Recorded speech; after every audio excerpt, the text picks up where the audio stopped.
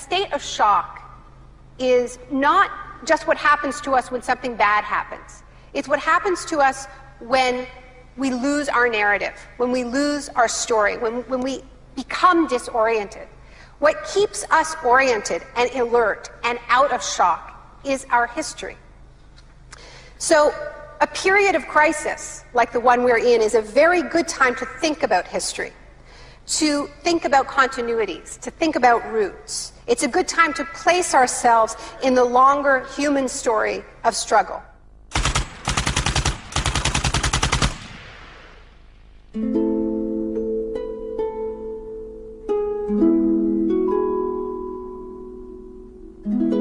The story begins on June the 1st, 1951, when representatives of Western intelligence agencies secretly met with academics at Montreal's Ritz-Carlton Hotel. This meeting contributed to military-funded research into the effects of sensory deprivation at McGill University. Sensory deprivation really is a way of producing extreme monotony. It causes loss of critical capacity, the thinking is less clear, the subject complains that he can't even daydream. When you have college students that can't daydream, they're in a bad way.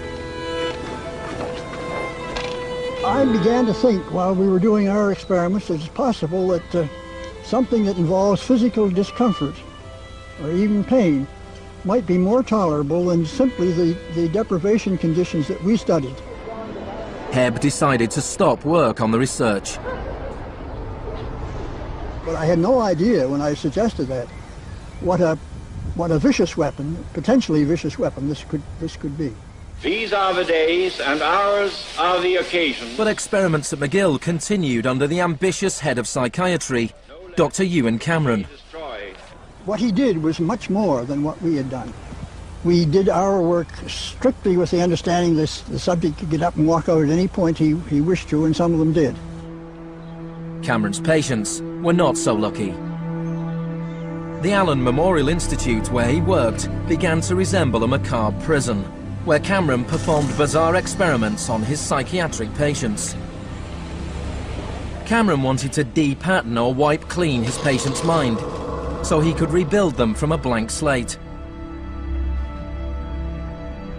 Janine Huard was a young mother of 4, suffering from postnatal depression. I used to shiver when they told me about, you're going to get a shock treatment tomorrow. I used to shiver. I was so scared of it.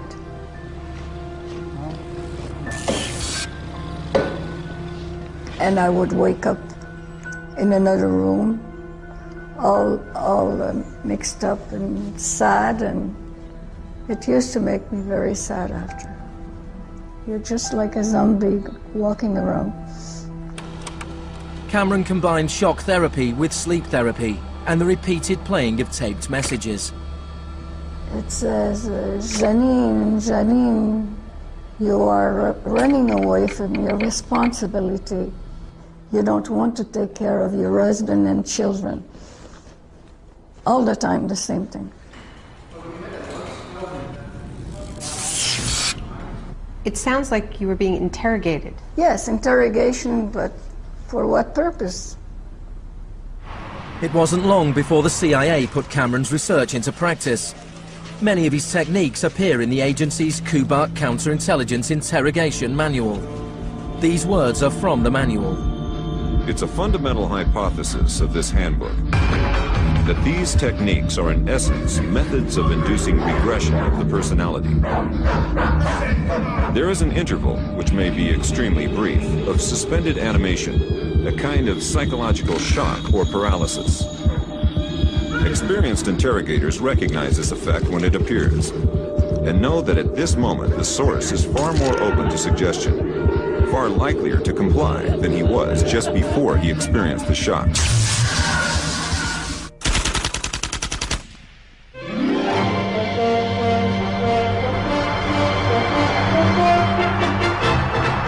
At the same time as Ewan Cameron was conducting his experiments in Montreal, an exponent of another kind of shock was working not so far away.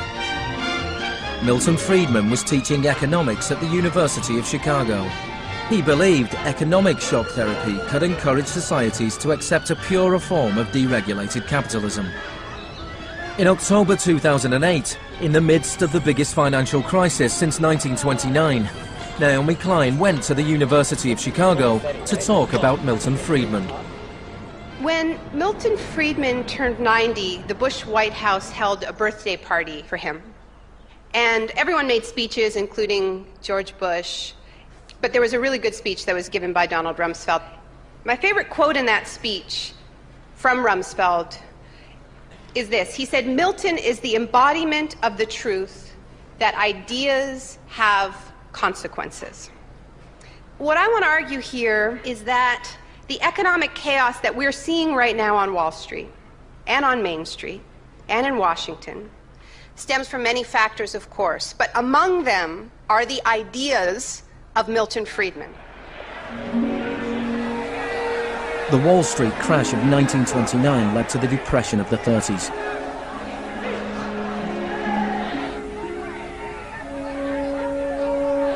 Central to Friedman's thesis was his opposition to the New Deal, announced by President Franklin Roosevelt in his inaugural speech.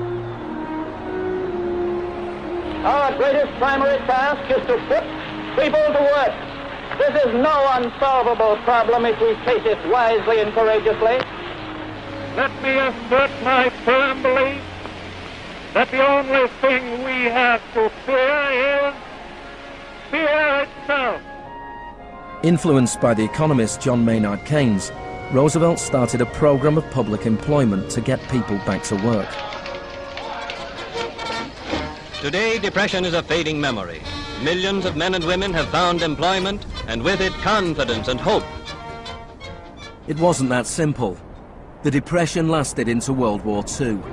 But after the war, the Marshall Plan spread Keynes's model of government regulation and intervention to Europe.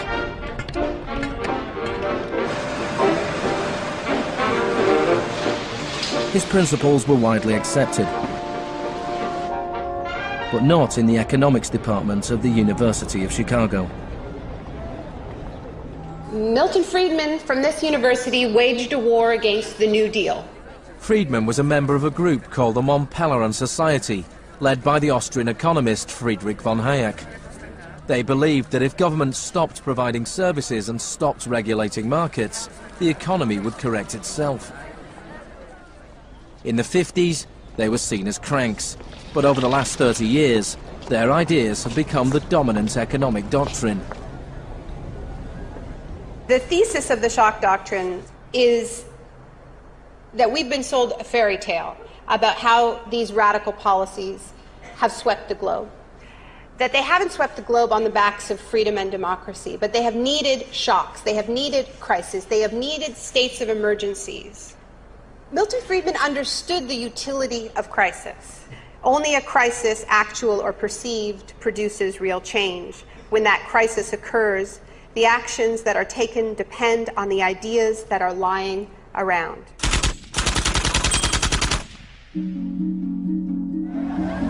It was in Chile that Friedman's disciples first learned how to exploit a large-scale shock or crisis. Usually the official storytellers of neoliberalism, the official publicists, don't even mention Chile. They start the story with Thatcher and Reagan because it's much more flattering that way. In the 50s and 60s, Chile's progressive developmental policies were a beacon in the region. The government invested in health, education and industry. American corporations were worried their investments would suffer. In response, the US State Department began sponsoring students from Chile and the rest of South America to study free market economics with Milton Friedman. The University of Chicago had a joint arrangement with the Catholic University of Chile, under which a great many Chilean students came to the University of Chicago, were trained by us and received PhDs. These students went back and taught in Chile. The Catholic University Economics Department in Santiago became a little Chicago school. Arnold Harberger, the economist in charge of the program, described himself as a seriously dedicated missionary. In 1970, Salvador Allende's Popular Unity government won the election on a platform of nationalization of large sectors of the economy. Chile's phone company was majority owned by the US corporation ITT. It spearheaded attempts to stop Allende becoming president. It had the support of Richard Nixon in the White House. I was not there, but I can tell you what we now know to be a fact. He ordered the CIA to prevent Allende from assuming the presidency. And indeed, they tried to get me to lean on the Chilean military right after Allende was elected. Despite the efforts of the CIA, Allende was sworn in as president.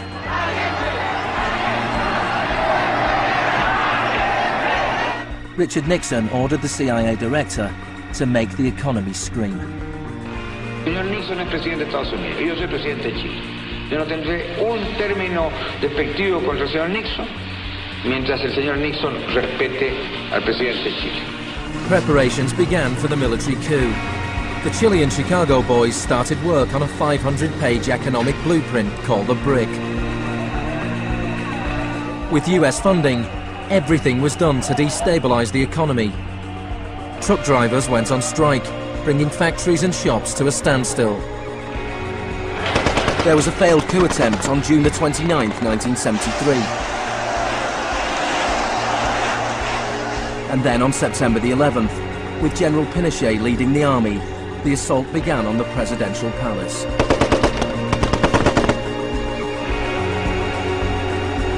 Chile had enjoyed 41 years of uninterrupted, peaceful democratic rule. Now it was being violently overthrown.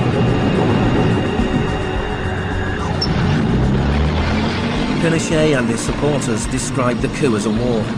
It was certainly designed to look like one. It was a Chilean precursor to shock and awe.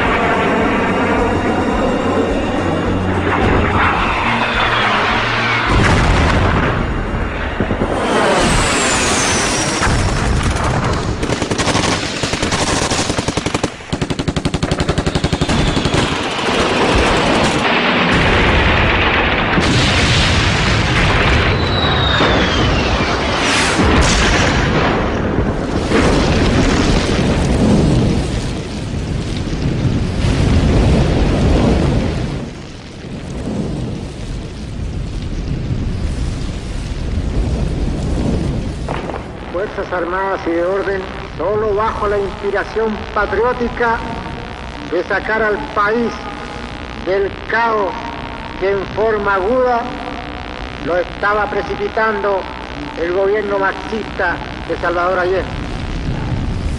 The Chicago boys delivered their economic blueprint, the BRIC, to Pinochet.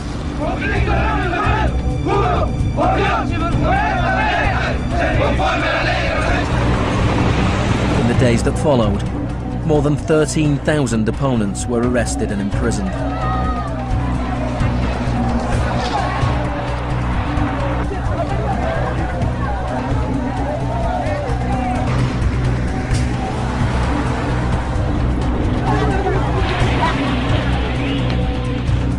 Thousands of prisoners were held in the National Stadium. Many were tortured. Chile became notorious around the world. ¿Cuántas personas?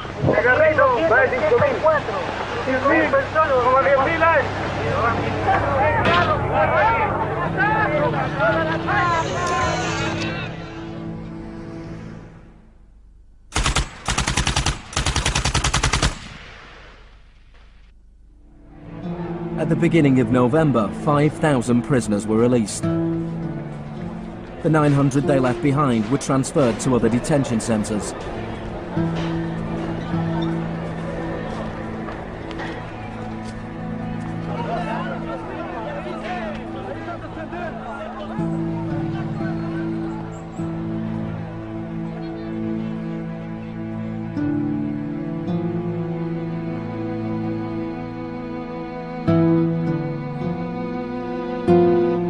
Less than a month later, FIFA allowed Chile to play a World Cup qualifier in the very same stadium. Their opponents, the Soviet Union, refused to play there, so Chile were allowed to score into an open goal and went through to the 1974 World Cup finals.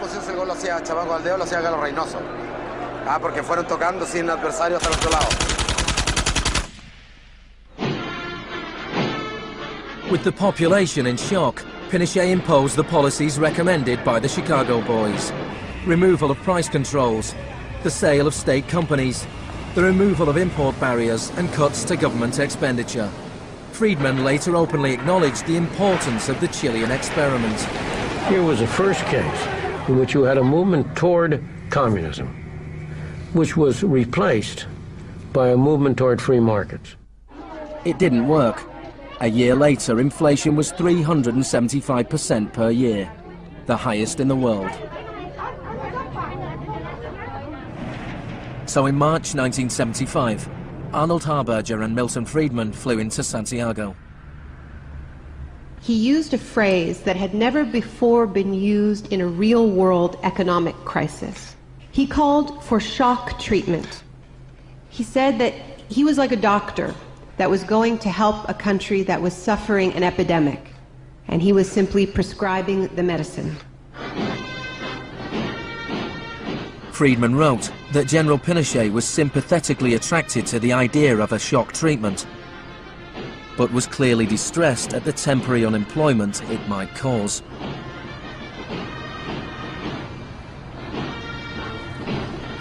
It rapidly became clear that Friedman's economic policies benefited the wealthy at the expense of the poor. It was calculated that a family trying to live on the average wage had to spend 74% of its income on bread. Items such as bus fares or milk became luxuries, and Pinochet got rid of free milk in school, a move that echoed the controversial policy of the young education minister in Britain, who would later become his friend.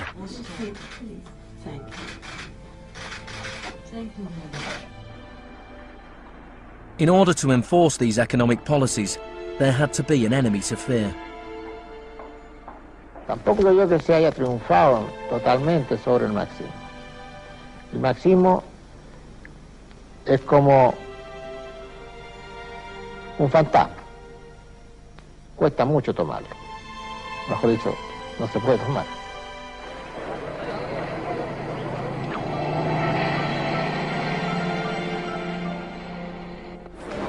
Friedman and Harberger argued that free market economics went hand in hand with freedom and democracy.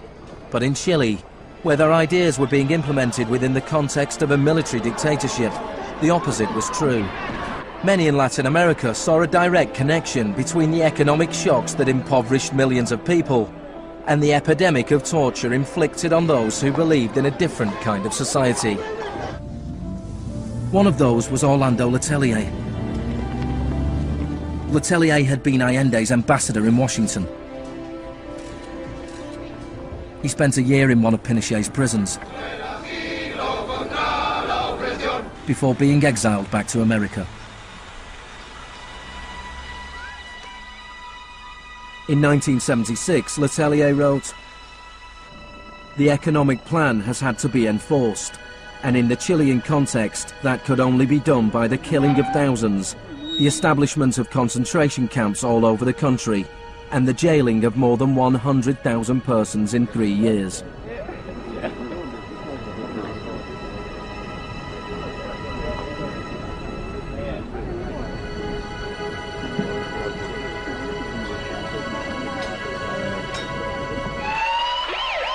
Less than a month later, Letelier was killed by a car bomb. Good evening. A powerful bomb today tore through a car as it was driving along Washington's usually quiet Embassy Row. The Chilean was Orlando Letelier, who also had been foreign minister during the last months of the late Salvador Allende's Marxist regime. Richard Roth reports. Michael Townley, a member of Pinochet's secret police, was behind the bombing. He'd entered the US on a false passport with the knowledge of the CIA. Michael, buenas noches. Buenas noches, Pablo. La opinión del Poder Judicial chileno, ¿hay confianza en él? Mire, yo confío plenamente en la justicia chilena como patriota y luchador antimarxista y juntista por sobre todas las cosas. Despite his confidence, Townley was extradited to the US and convicted of Letelier's murder. Pinochet ruled Chile as a military dictator for 17 years, but in a frank interview, Harberger remained in denial. You cannot have a repressive government for long within a genuinely free economic system. In the same year as Orlando Letelier's murder, Milton Friedman was awarded the Nobel Prize for Economics. You people have such a distorted idea of what went on. Let me tell you some facts. Number one, I was offered 2 honorary degrees by universities in Chile before I went down. I refused to take them because those universities were being supported in part by public funds, and I did not want to appear in any way to provide any support to the political system in Chile. I'm not a representative of Chile. I'm not an advisor to Chile. I have no commitments to the government of Chile.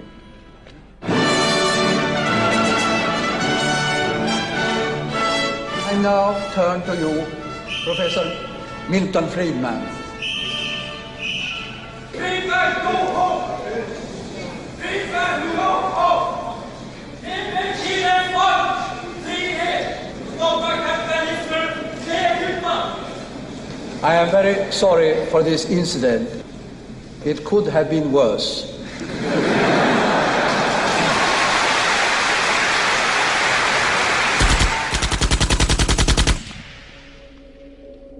What I'm trying to do in the shock doctrine is tell an alternative history of how this savage stream of pure capitalism that we've been living, capitalism unrestrained, came to dominate the world. Chile wasn't the only country in South America to adopt Chicago school policies. Friedman's disciples held key positions in Brazil and advised the government of Uruguay. Then on March the 24th, 1976, a military coup overturned the government of Isabel Perón in Argentina. A junta of 3 generals took over the country, led by General Videla.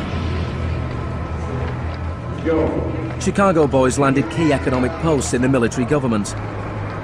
They seized the opportunity for major economic and social re-engineering.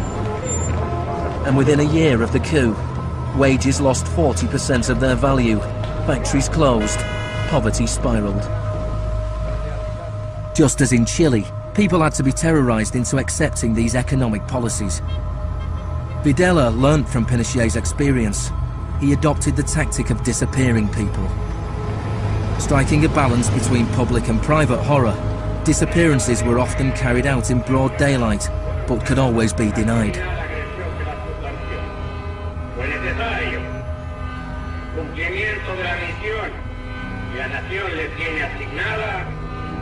Articular la defensa de la sociedad argentina.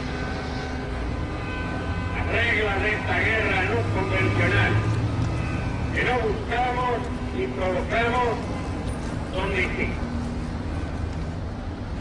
Many of the techniques used by the Chilean and Argentinian military had been learnt in the US-run School of the Americas. Torture techniques taught, from rape to derobing, to torture with pointed objects, breaking of extremities, poking eyes out, branding. In Latin America, there are various regimes which at the moment are abusing human rights. Political murder, torture, deportations, imprisonment without trial, using the techniques they may have learned in this establishment.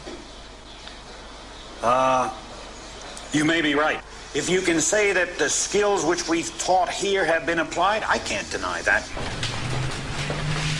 The use of torture of a known enemy soldier to gain some kind of military advantage, I think is justifiable and smart. To go beyond that, to use torture techniques merely to intimidate people is completely wrong, unethical and immoral.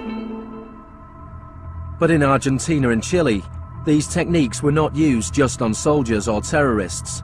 They were used on students and union members. They were used on anyone who opposed the free market economic policies of the regime.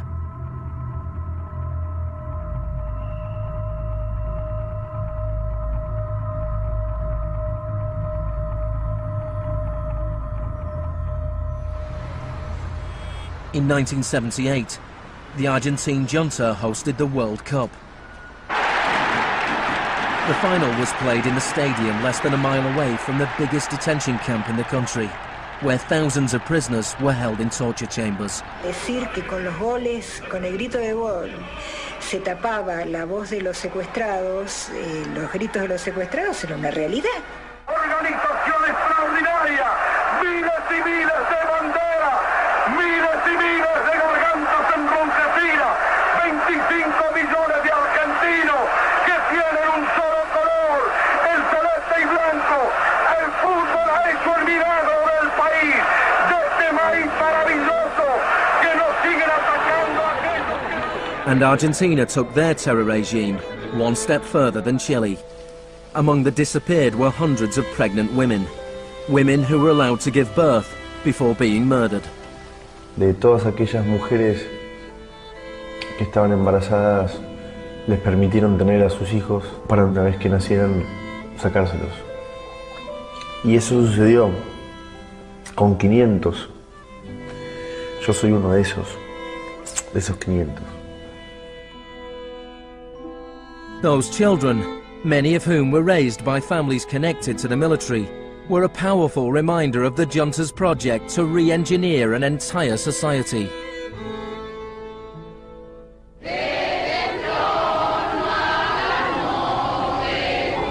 While the junta was still in power, a group of mothers and grandmothers of the disappeared started to protest in the Plaza de Mayo.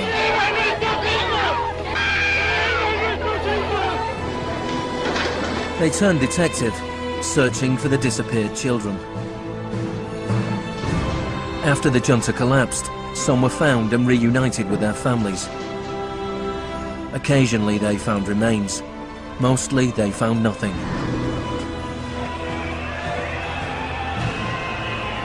General Videla was found guilty of murder, kidnapping and torture.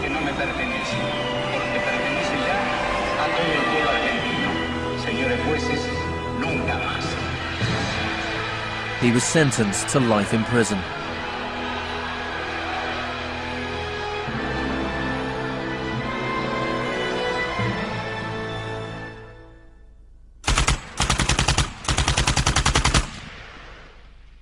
Early experiments in Latin America presented Friedman and his cohorts with a serious ideological problem. Friedman had promised that these policies would not just make the elites richer, but that they would create the freest possible societies, that this was a war against tyranny, that capitalism and freedom went hand in hand. Yet here we see that in the 70s, the only countries putting these ideas into practice were military dictatorships. Nixon had fully supported imposing these types of brutal free market policies in South American dictatorships. But when it came to domestic economic policy in the United States, where Nixon had to worry about getting re-elected, it was a very, very different story.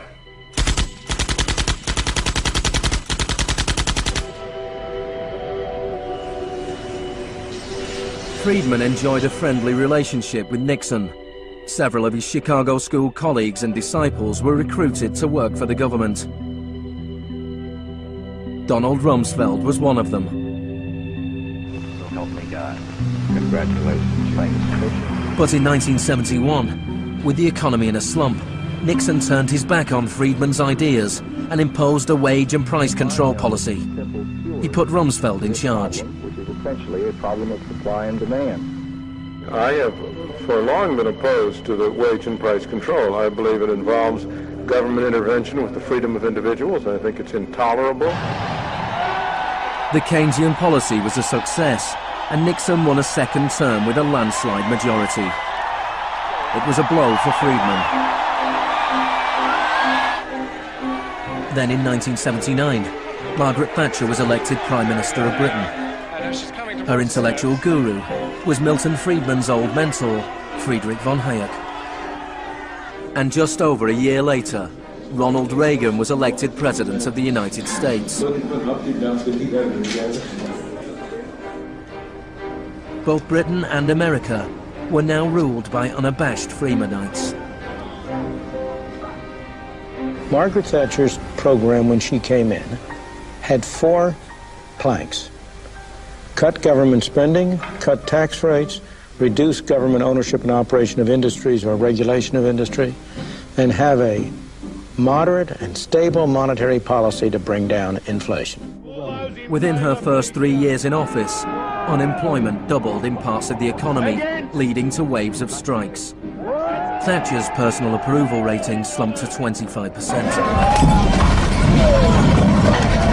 There were riots in Britain's major cities. Even Margaret Thatcher's admirers had their doubts. The economic performance of the Thatcher government has been mixed.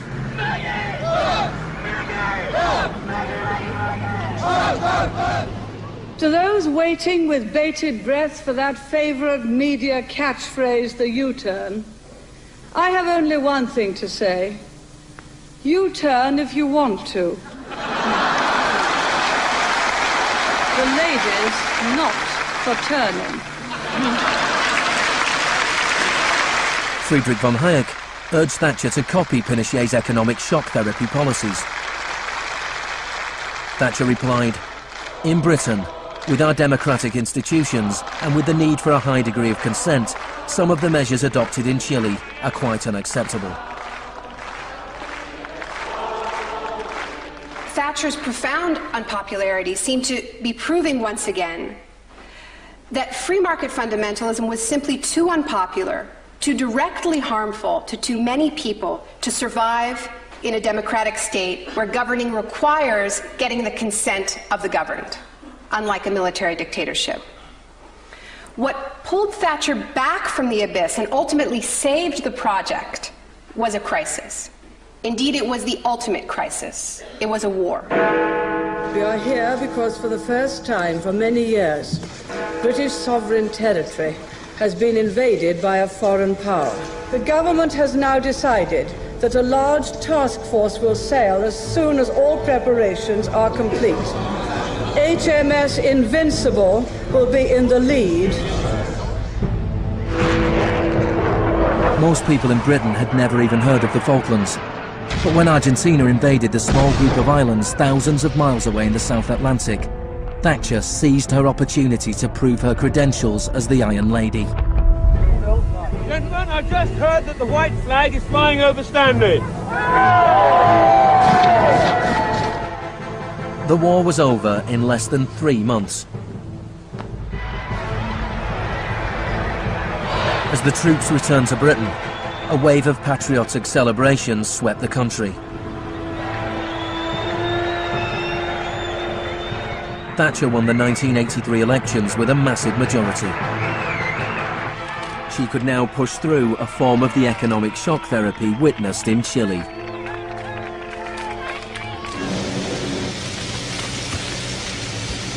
The most powerful union in Britain was the National Union of Mine Workers. When the National Coal Board tried to close pits down, the miners went on strike. Parts of central London are brought to a halt as thousands of miners and sympathizers march through the city in support of the miners' strike. It's Britain's longest and most bitter since 1926, and the most expensive ever. The strike lasted almost a year. Thatcher used every means at her disposal to destroy the union.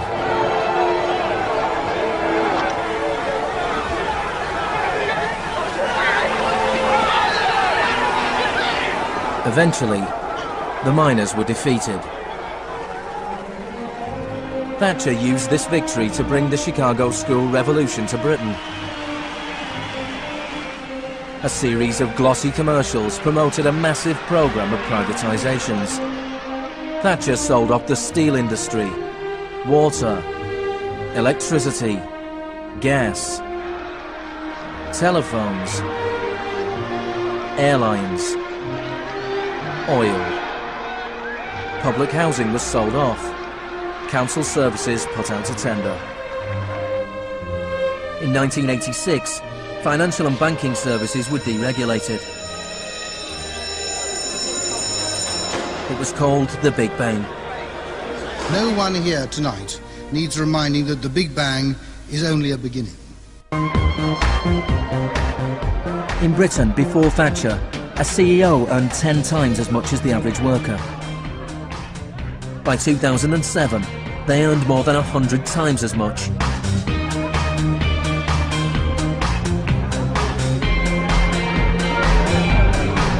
In the US before Reagan, CEOs earned 43 times as much as the average worker. By 2005, they earned more than 400 times as much. Friedman openly acknowledged the importance of Thatcher and Reagan in the spreading of Chicago school policies around the world. The coincidence of Thatcher and Reagan having been in office at the same time was enormously important for the public acceptance worldwide of a different approach to economic and monetary policy. Thank you very much. What I'm describing now is a plan and a hope for the long term. The march of freedom and democracy, which will leave Marxism, Leninism on the ash heap of history as it has left other tyrannies which stifle the freedom and muzzle the self-expression of the people.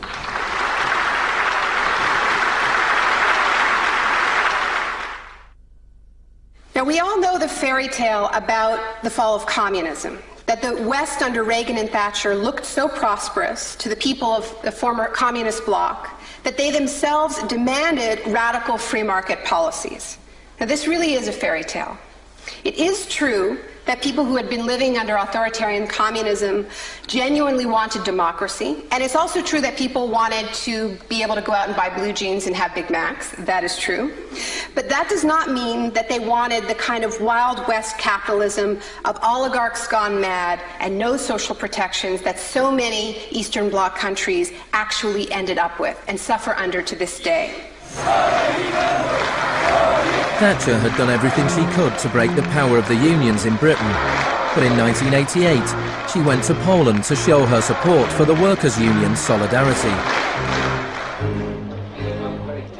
How do you see the process from where you are now to where you want to be? Strikes in Poland led to Solidarity being allowed to contest a general election in June 1989. This triggered a wave of demonstrations throughout Eastern Europe.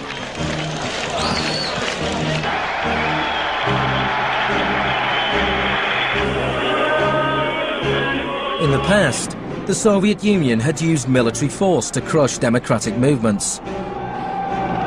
But the Soviet Union had a new type of leader, Mikhail Gorbachev, who was committed to glasnost and perestroika.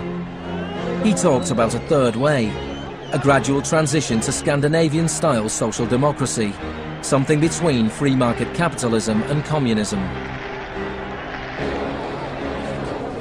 Gorbachev charmed the public and politicians of the West. He's a bold, a determined and courageous leader. Gorbachev stood and watched as one by one the old communist regimes collapsed.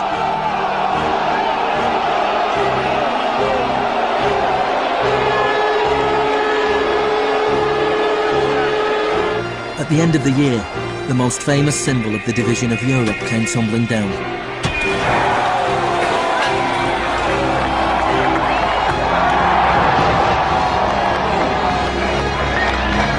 For Friedman and the Chicago boys, a whole new world opened up.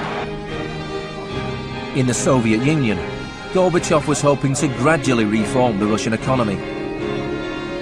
In 1991, Gorbachev was invited to the G7 summit in London. He was hoping for financial support for his gradual economic reforms. Instead, he was told that unless he embraced radical shock therapy, there would be no aid at all. Thank you, Mr. President. That's not a little close. The next month, there was a coup attempt against him. A group of Communist Party hardliners placed Gorbachev under house arrest in his holiday home in the Crimea.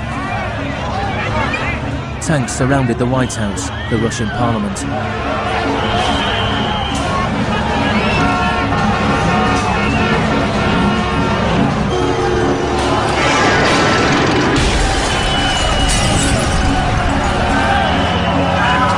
the chaos of street clashes, it was obvious that to reinforce their position, the hardliners would have to resort to violence.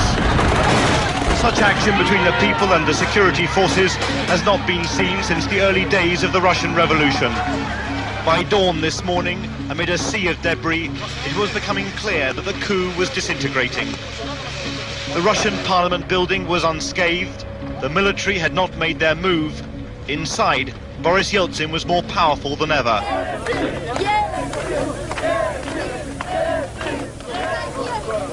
This was Yeltsin's finest hour.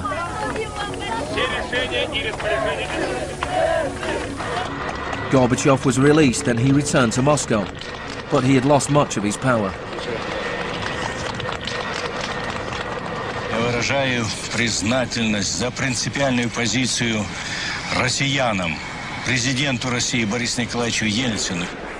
In December 1991, the Soviet Union was dissolved, a profound shock for the Russian people. Yeltsin was now in charge of economic policy for the Russian Federation. The free market came to Russia. There was chaos. The adoption of Chicago school policies in Russia marked the beginning of a new chapter in the free market crusade. It was all shock, no therapy.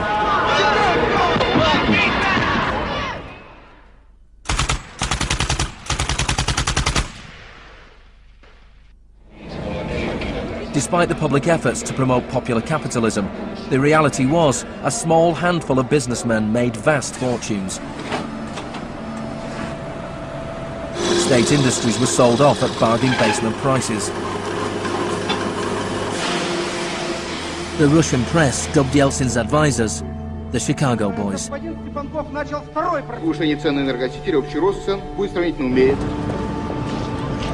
Yeltsin's shock therapy meant that in 1992, the average Russian consumed 40% less than in 1991.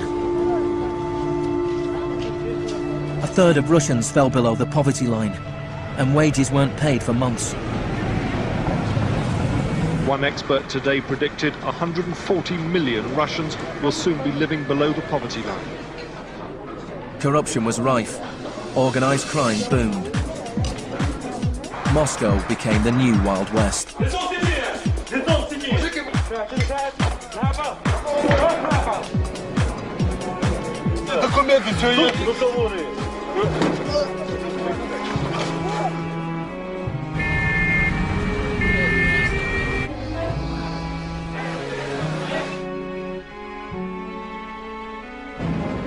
The majority of Russians opposed the Chicago Boys' radical vision for their country.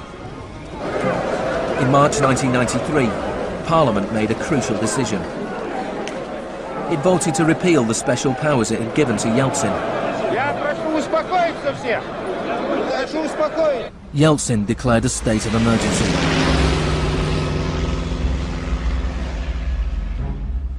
The Constitutional Court ruled that it was illegal.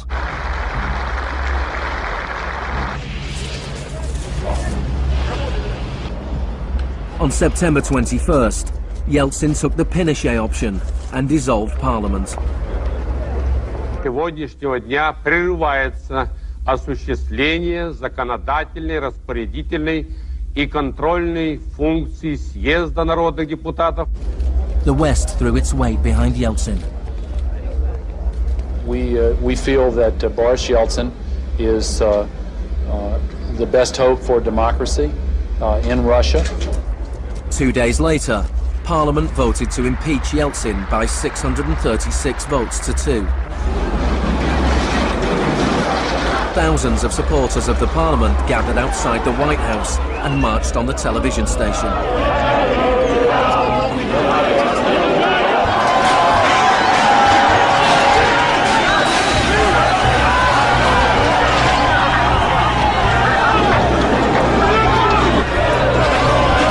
It looked like the supporters of Parliament were winning. Yeltsin flew back to Moscow from his holiday home. That night, 100 demonstrators were killed as the Yeltsin authorities fought back.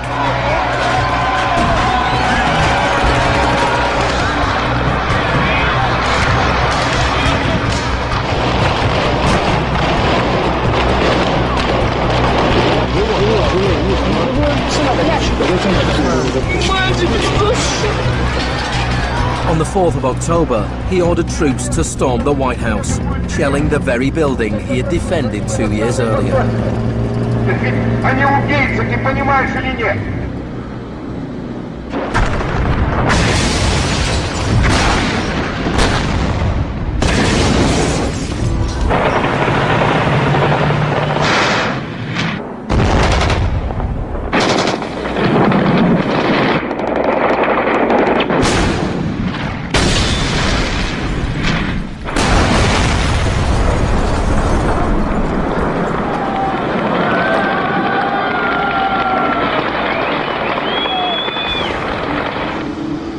Warren Christopher, the US Secretary of State, said, "The United States does not easily support the suspension of parliaments, but these are extraordinary times."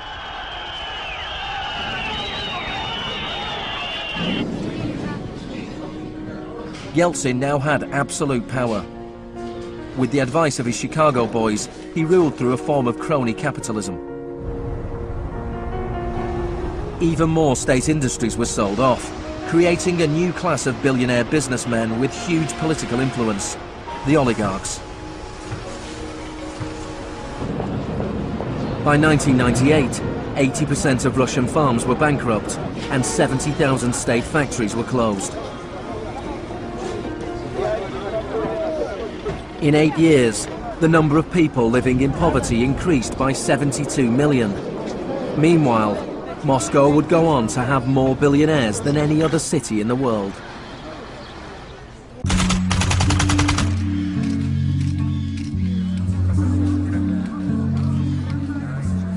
Good afternoon, thank you for coming. Today it is my honor to announce that I'm submitting the name of Donald Rumsfeld to be Secretary of Defense. I look forward to serving our country again. Rumsfeld had been Secretary of Defense before under Gerald Ford. Then, the enemy we were supposed to fear was the Soviet Union. I'm not saying with certainty that the Russians are coming. I'm saying the trends are here. I'm not saying the Russians are 10 feet tall. I'm saying they used to be 5'3", they're now 5'9.5", and they're growing. Now there was a new enemy closer to home. On September the 10th, 2001, Rumsfeld made a speech laying out his plans to privatize much of the US military. Milton Friedman would have been proud. He said, "The topic today is an adversary that poses a threat. A serious threat to the security of the United States of America. This adversary is one of the world's last bastions of central planning. It governs by dictating 5-year plans. Perhaps this adversary sounds like the former Soviet Union, but that enemy is gone. This adversary is closer to home. It's the Pentagon bureaucracy. Today, we declare war on bureaucracy." The next day, American Airlines Flight 77 crashed into the Pentagon, killing 184 people.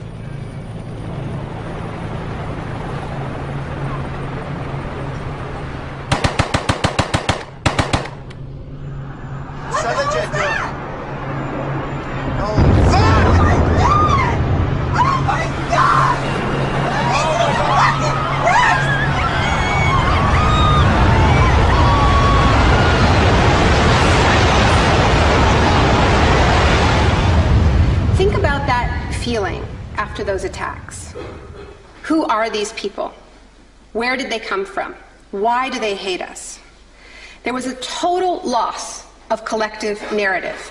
We were not living in the world that we thought we lived in. And we kept hearing from our political leaders that everything we thought we understood before the attacks no longer applied. There was a new phrase, pre-9/11 thinking.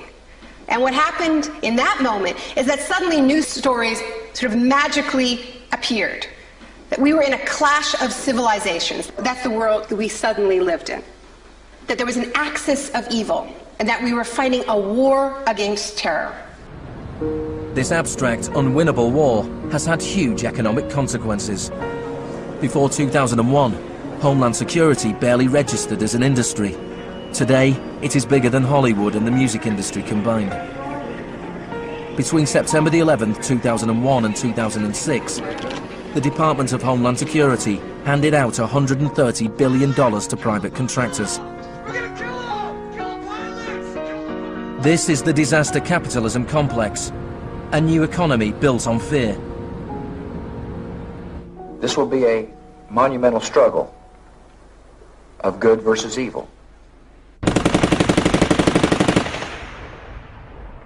The best defense against terror is a global offensive against terror, wherever it might be found.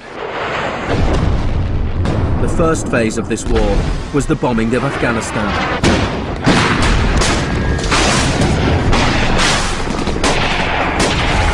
The Taliban government was quickly overthrown.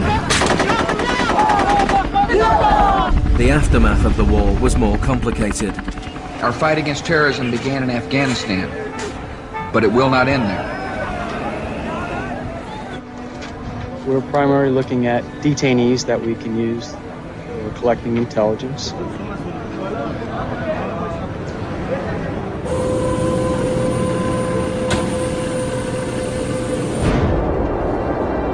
Guantanamo was the first time that the techniques of the Kubark Manual were explicitly and publicly being used by American forces, officially sanctioned in the White House and openly broadcast on television around the world.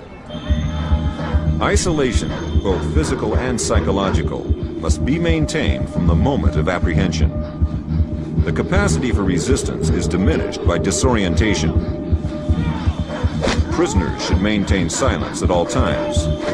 They should never be allowed to speak to each other.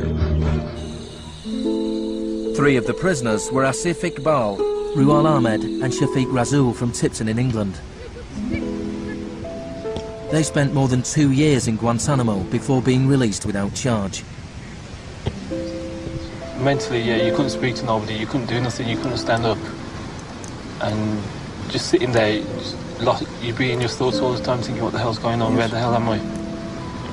And we're going to be staying here for the rest of our lives, and we're going to be going back home. Will we ever see our family again? Of the 779 prisoners that have been held in Guantanamo Bay, only 3 have ever been convicted of any offence.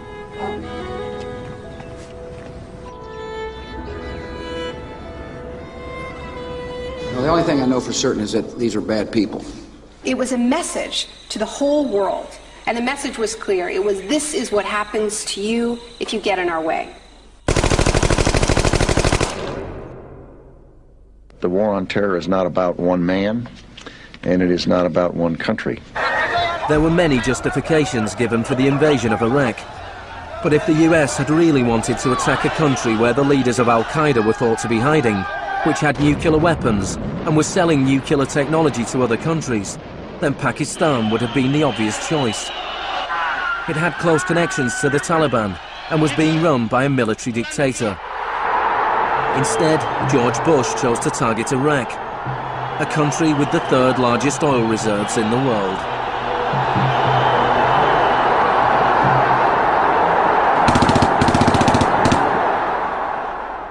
Now, about the Defense Department's war plan. It is not like that for the Gulf War. It's more along the lines of the Panama invasion of 1989. CBS News has been told it would start on what's called A-Day. A as in airstrikes. Airstrikes so devastating, they would leave Saddam's soldiers unable or unwilling to fight. The idea is to rain down the thunder so hard as to create, quote, shock and awe. If the Pentagon sticks to its current war plan, one day in March, the Air Force and Navy will launch between 300 and 400 cruise missiles at targets in Iraq. More than were launched during the entire 40 days of the first Gulf War. The sheer size of this has never been seen before, never been contemplated before. Harlan Ullman is one of the authors of the shock and awe concept, which relies on large numbers of precision-guided weapons. So that you have this simultaneous effect, rather like the nuclear weapons at Hiroshima, not taking days or weeks, but in minutes.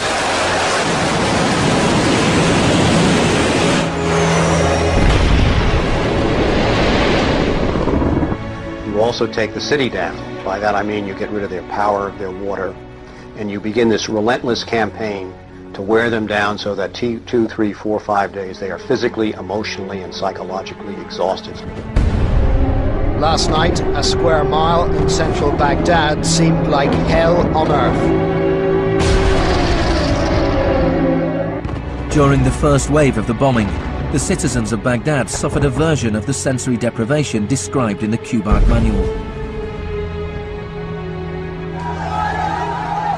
In the chaos that followed the overthrow of Saddam Hussein, the US did little to stop the looting. Some US officials even thought it gave them a head start on dismantling the Iraqi state. John Agresto, Director of Higher Education Reconstruction, said he saw the looting of schools as the opportunity for a clean start.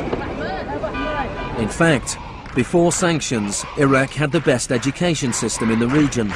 89% of Iraqis were literate. By contrast, in New Mexico, John Agresto's home state, 46% of the population were functionally illiterate.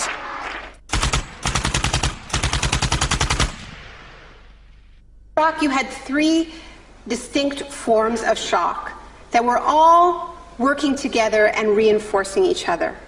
You had the shock of the war, which was immediately followed by economic shock therapy imposed under Paul Bremer.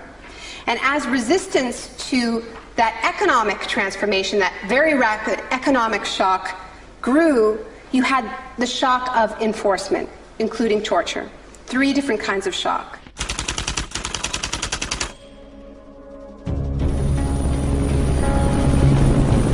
In May 2003, Paul Bremer was appointed US envoy to Iraq. 2 weeks after he arrived, he declared the country open for business. We considered that the coalition had very broad authorities to determine the direction of the Iraqi economy. Bremer knew little of Iraq, but he knew about disaster capitalism.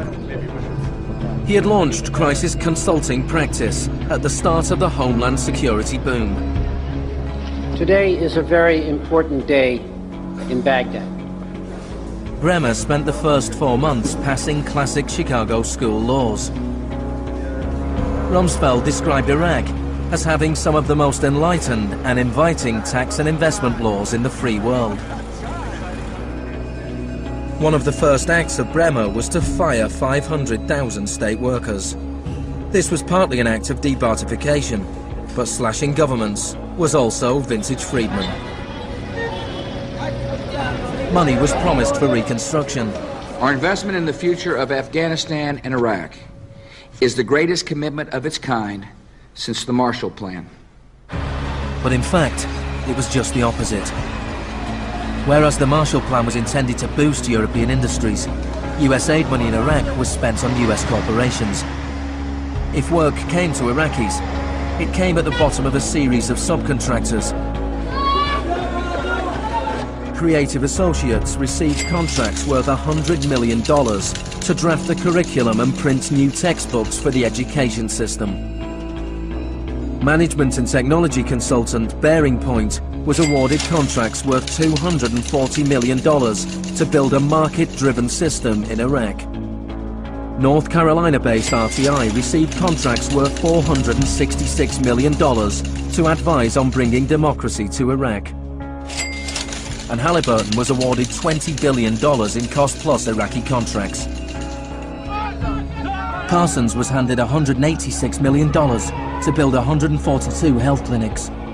Only 6 were ever completed. And basic electricity and water supplies hardly improved, despite billions being spent in the first 4 years. We're going to succeed here, and when we succeed here, we will have done something important, not just for 25 million Iraqis. We will have done something that serves Western interests in this whole region. Even the new Iraqi currency was printed abroad. Let me show you an example of these notes.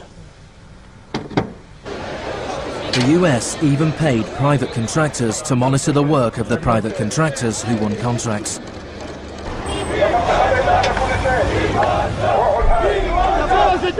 I was in Baghdad in 2004, and this is the period when bombs started to go off regularly in Baghdad. In fact, the night that I arrived, a bomb went off very near our hotel. But what was really striking to me in this period was that despite the violence and despite the chaos, the next day, Iraqis were out in the streets protesting. 19 killed and 100 injured in Najaf. And what they were demanding at this time was elections, the right to actually have a say in what the post-Saddam era would look like. Now, in the early days of the occupation, the protests were peaceful, but as time went on, and the protests didn't have an effect, more and more Iraqis joined the armed resistance.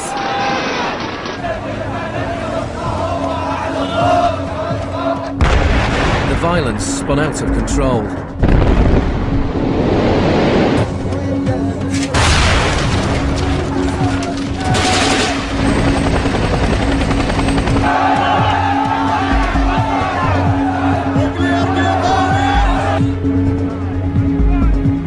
As in South America 3 decades earlier, bodies were often dumped by the roadside as a warning to others.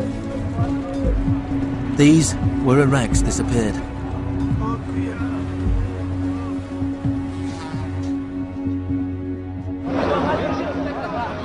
Extremely aggressive measures were needed to suppress the opposition.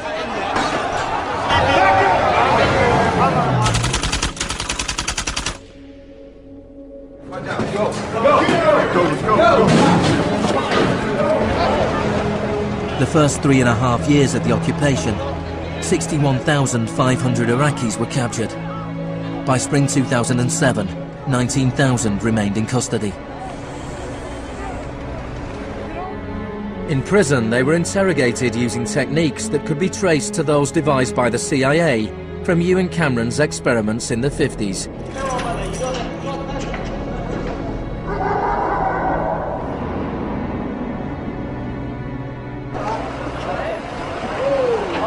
According to the Red Cross, US military officials admitted that between 70 and 90% of arrests in Iraq were mistakes.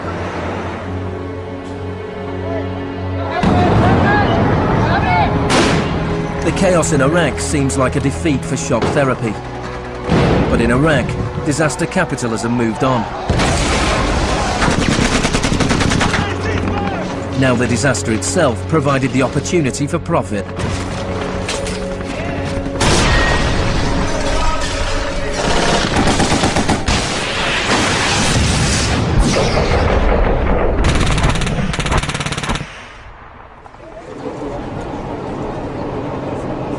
US military spending has almost doubled since 2001, nearing $700 billion per year. As long ago as 1961, President Eisenhower, not a noted liberal, warned of the danger of a too powerful military. Now this conjunction of an immense military establishment and a large arms industry is new in the American experience. We must guard against the acquisition of unwarranted influence, whether sought or unsought, by the military-industrial complex. We must never let the weight of this combination endanger our liberties or democratic processes. The war in Iraq is the most privatized war in modern history. The Green Zone in Baghdad is an extreme version of what is happening around the world. A privatized, secure world protected from the chaos outside.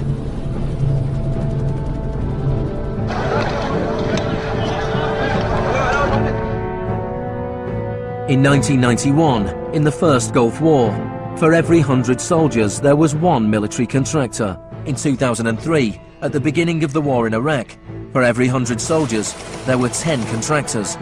By 2006, for every 100 soldiers there were 33 contractors. A year later, for every 100 soldiers there were 70 contractors. By July 2007, there were more contractors than soldiers in Iraq. This was going beyond what even Milton Friedman had dared to hope. The only things I would not denationalize are the armed forces, the courts, and some of your roads and highways. One of the most high-profile contractors was Blackwater USA.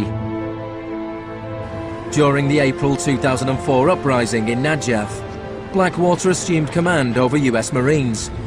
Dozens of Iraqis were killed during the operation. The US had indemnified the private contractors against any Iraqi laws, so they were operating in a law-free bubble, a little like Guantanamo. I asked your Secretary of Defense a couple months ago what law governs their actions. Mr. I was going to ask him. Go ahead.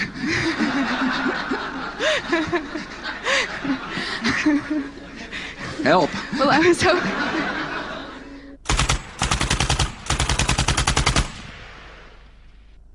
Just as Cameron's shock therapy left his patients confused and broken, so the multiple shocks inflicted on Iraq reduced the country to a lawless, violent, sectarian mess. By the time of Saddam Hussein's execution in 2006, 1,000 Iraqis were being killed each week.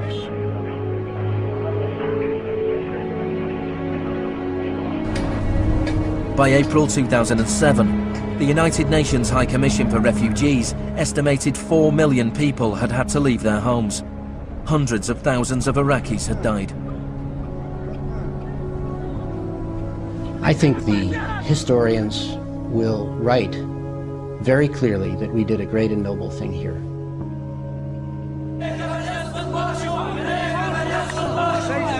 المسيرة بحد ذاتها هي ضد الإرهاب، ضد الإرهاب الأمريكي، لأن الأمريكان يقتلون النساء ويعتقلون النساء ويقتلون الأطفال ويهينون الشيوخ ويقتلون الشباب. أمريكا بحد ذاتها هي الإرهاب.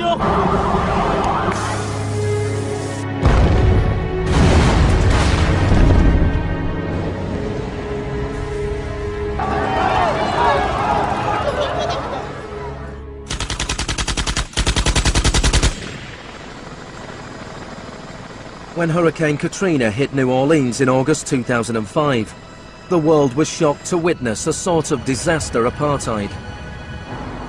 The economically secure drove out of town, while tens of thousands of the vulnerable were stranded with little or no help from the state. I went to New Orleans while the city was still underwater, and what I saw was that what I had witnessed in Iraq was repeating, not in the aftermath of a war, but in the aftermath of a tremendous natural disaster. Milton Friedman died in 2006. His very last piece of public policy recommendation was an op-ed he wrote for the Wall Street Journal 3 months after Katrina. He said, most New Orleans schools are in ruins, as are the homes of children who have attended them. The children are now scattered all over the country. This is a tragedy. It is also an opportunity to radically reform the education system. He was advocating the wholesale privatization of the school system of this city. It was his sort of swan song.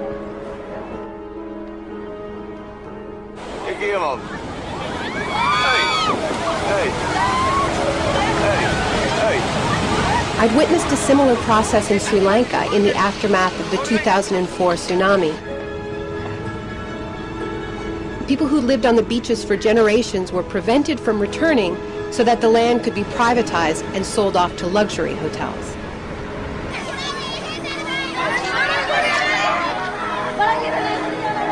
And this is exactly what I mean by the shock doctrine, the systematic raiding of the public sphere in the aftermath of a disaster, when people are too focused on the emergency, on their daily concerns, to protect their interests.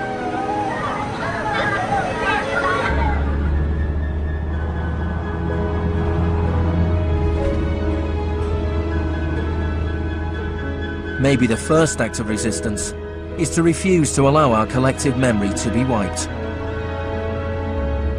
In 2008, Naomi Klein visited Villa Grimaldi with Isabel Morel, the widow of Orlando Letelier.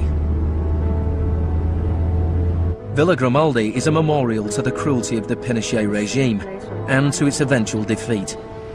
Villa Grimaldi fue el principal centro de tortura mientras se buscaba implementar la política de shock económico.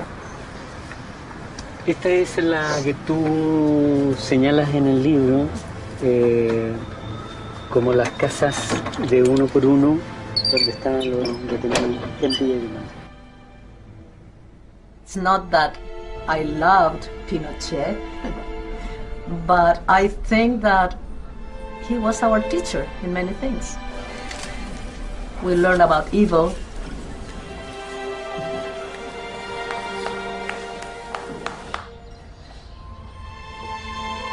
In 1998, Pinochet was arrested while he was in London.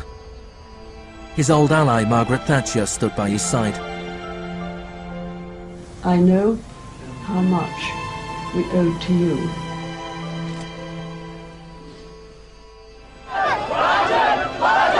It took 30 years for the economic experiment originally test-driven by Pinochet to make its way around the globe to Iraq.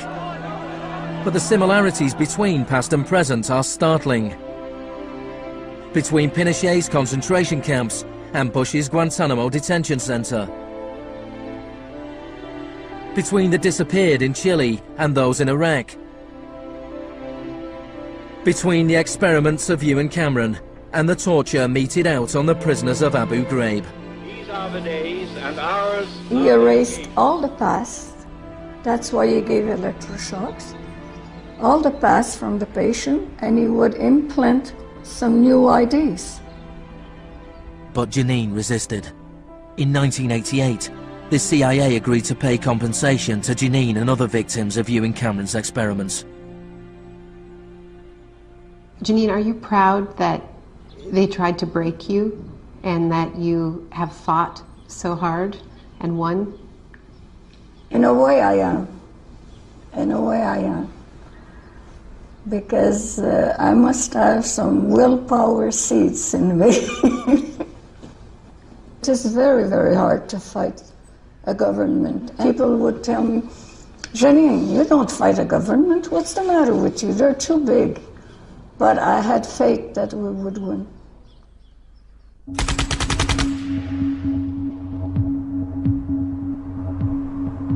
It is in the nature of unregulated markets to be volatile. Bubbles are allowed to inflate, and then, inevitably, they burst. Since the deregulation of the Big Bang in the 80s, there have been a number of market shocks. In 1987, there was Black Monday. Markets fell spectacularly. It was the largest one-day percentage decline in stock market history.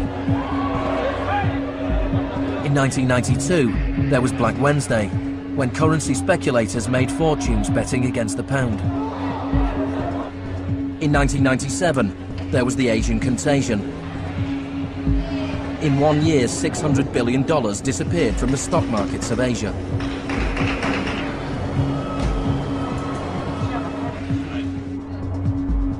And then, in September 2008, the financial markets imploded.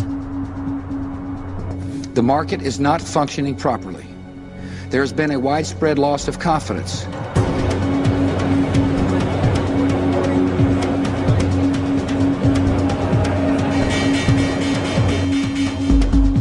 On September the 15th, Lehman Brothers filed for Chapter 11 bankruptcy protection. Yet only 1 week later, it was announced that workers at their New York office would share $2.5 billion in bonuses. It is estimated that Wall Street firms paid $18.4 billion in bonuses last year, the year of the crash. Despite the torrent of populist rhetoric about taking on the fat cats and standing up for the little guy and saving Main Street, not Wall Street, we are witnessing a transfer of wealth of unfathomable size. It is a transfer of wealth from public hands, from the hands of government, collected from regular people in the form of taxes, into the hands of the wealthiest corporations and individuals in the world. Needless to say, the very individuals and corporations that created this crisis. We are in the midst of a once-in-a-century credit tsunami. I found a flaw. I don't know how significant or permanent it is, but I've been very distressed by that fact. In the United States, it was the financial crisis that secured Obama's victory. Americans wanted to change course. Hello, Chicago!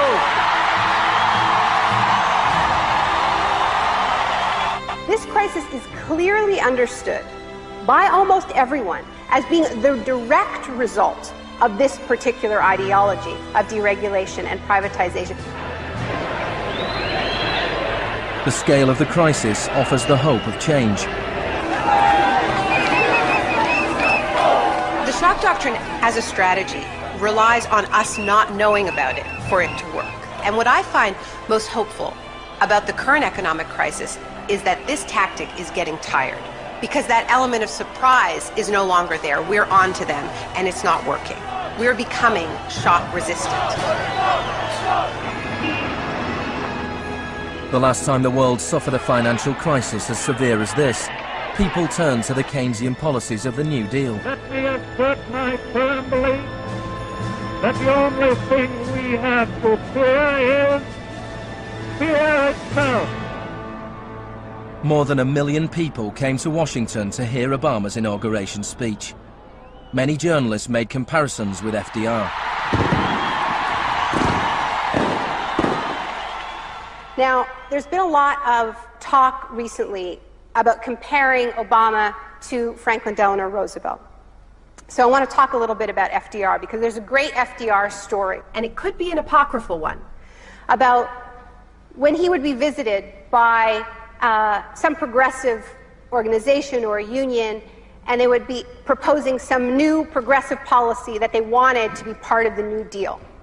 And he would hear them out, and he would listen to them, and then at the end he would say, "Now go out there and make me do it." And they did. In 1937, which was a pivotal year for the New Deal, do you know how many strikes there were in this country? 4,740 strikes, lasting an average of 20 days. Do you know how many strikes there were in 2007? 21. Now, the other reason to remember this history of struggle is that it tells us something very important, something that we need to remember at this moment when so much is at stake. It teaches us that if we want responses to this economic crisis that leave us with a world that is healthier, that is more just, that is more peaceful, we are going to have to go out there and make them do it. Thank you.